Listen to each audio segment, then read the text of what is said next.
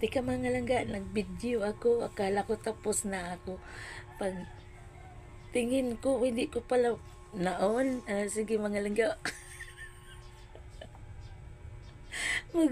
mag, ano na ako, magpakilala ako sa isang bagay na hindi ko naintindihan. Ano kasi ito eh. Parang related ito sa ano, yung tradisyon. Tradisyon talaga itong mga langga. Oo. Alam ko tradisyon, pero hindi ko alam kung ano meaning nito. Ito ba mga langga? Ito. Oh, yan. Makikita natin ito kadalasan sa ano nagtitinda. Oh, yan, arenola. Oh, lalagyan ng pera nila. Oh, yun. Oh, pag may binta, dito ilagay. Kadalasan, lalo na sa palengke, pero makita ko yung mga may tindahan, ganun. Arenola talaga yung mga langga. Kaya nagtitinda ako, arenola na rin yung ginamit ko, gumagaya ako sa kanila, pero hindi ko alam kung anong meaning nun. Oh, kaya, ano, maliit pa naman tong arenola na binili ko. Ang cute nito, ito ang pinakamaliit na na size na ano, arenola. Maliit ito, ang cute nito mga langga. Kasing liit sa bowl ni AG. Oh, yan mga langga. Oo.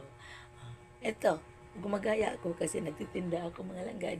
Ganito yung ito ang lagayan ko. Gumagaya lang ako. Pero hindi ko alam bakit kaya mga langga ganun ano, arenola. Pero hindi lahat na gumagamit ng arenola. Kasi, pero nagustuhan ko din naman ito kasi parang pag ilagay mo yung ano mo doon, yung pera mo doon, parang napsay, hindi ba yung parang ano siya, maluwag. Oh, kasi noon yung mga lalagyan ko, bumili ako ng yung lalagyan talaga pang ano, pang pera talaga, pero parang ano yun, yung parang mahirapan ako magkuha kasi parang ano ba, yung mga layer ganun. No? Pero ito, magustuhan ko to. Kasi ano, relax sa loob. Dili piot, malaga. Yun. Kaya ito ang gamit ko din ngayon. Ginagaya ko ang kung anong nakikita ko dyan sa palengke, kung bibili ako sa may bahay, ganito yung ano nila eh. Yan. Pero questionable ito sa buhay ko. Bakit? Bakit? Ano ba? May meaning ba to? Kasi lahat-lahat kasi